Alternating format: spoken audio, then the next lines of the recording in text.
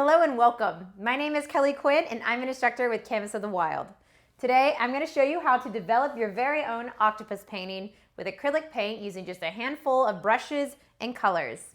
So first thing we're going to do is we're going to jump into our background. I'm going to show you how to step-by-step develop this watery, beautiful complementary background, handling acrylic paint more like watercolor paint, and then developing into our realistic octopus and showing you how to develop those textures, those colors, and really create emphasis on our animal. As we go along, I'm going to show you how to handle your brushes and your colors to create all the effects that are in this piece. But first, let's go ahead and go over all those materials.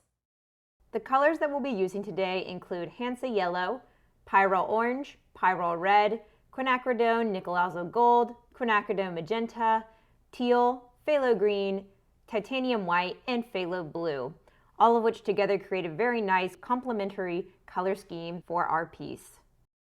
The brushes we'll be using include a small round brush, size 2, a medium flat brush, size 5, and a large flat brush, size 20.